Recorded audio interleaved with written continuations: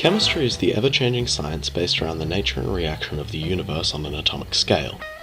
The final pit stop before the universe starts getting weird.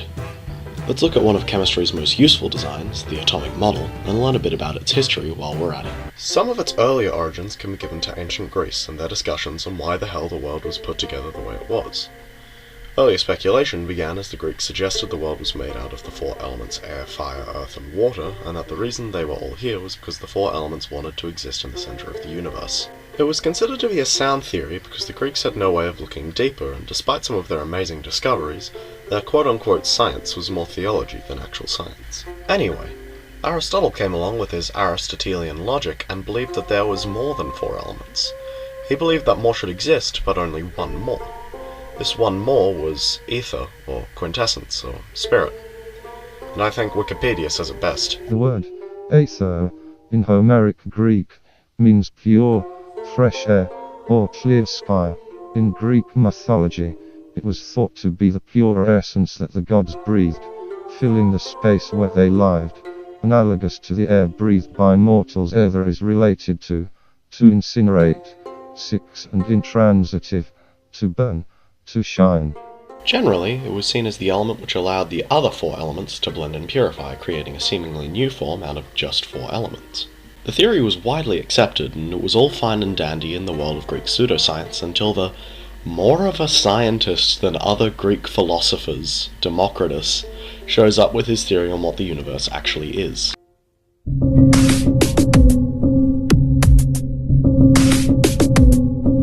It was Democritus, and possibly Leucippus, that designed the theory of atomism, proposing that if you divided a thing small enough, you would get a completely indivisible thing called atomos. From this idea, he also speculated that there would have to be more than just 5 elements, but a lot more for each individual kind of thing. This idea was highly despised and rejected for about 2,000 years until people started making sense. We'll just skip over that. Alchemy was a step in the right direction, but it was only half science and half putting urine in kilns to live forever.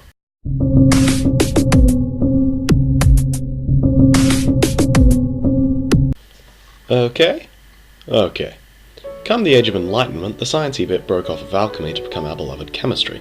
Skipping a few important chemists who were too busy studying air to wonder how the universe was made, John Dalton made an important contribution to the atom and how it was put together. Dalton's work with the atom is rather shrouded in mystery, the specifics of its origin being a little iffy.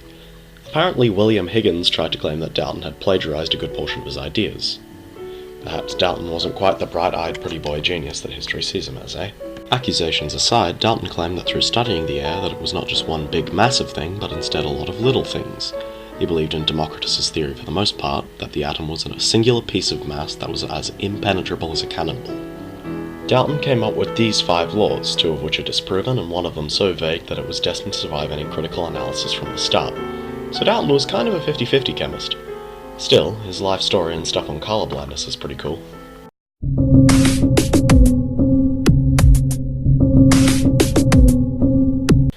Teetering on the turn of the century's edge sat Joseph John Thomson, who basically did one thing. Yay for him. With a bunch of scientific lads now trying to understand what the atom was made out of, your friend and mine, JJ Thomson, was playing with cathode rays like a lunatic. I couldn't find any reason why he was doing this, but let's just roll with it. After noticing how much further some particles could travel than measly atoms, Thomson concluded that it had to be a new type of particle which he named the electron.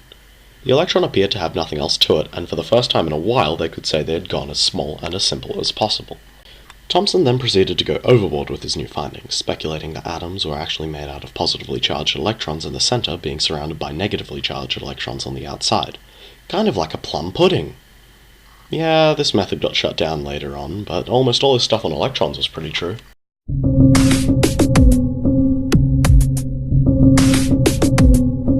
Moving on to Ernest Rutherford. If you don't know him, he's the one that came up with the ideas that were just nuclear!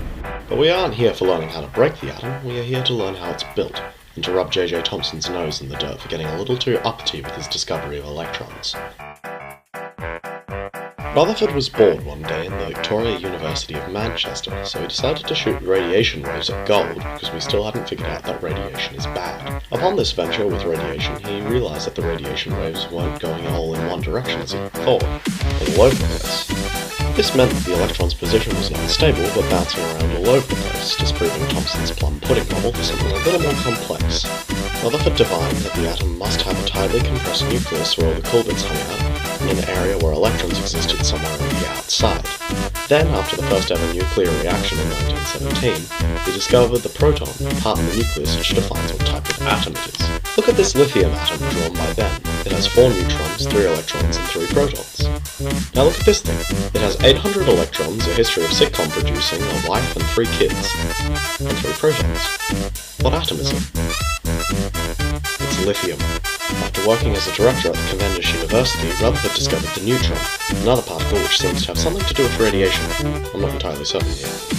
What I do know is that Rutherford was in charge of the division of the discovery.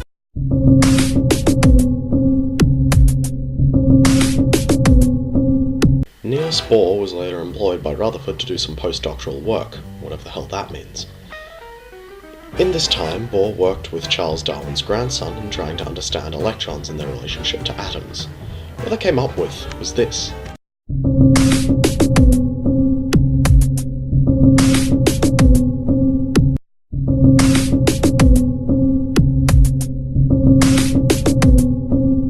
The only major change since ye olden times and now in terms of the atomic model is the finicky stuff.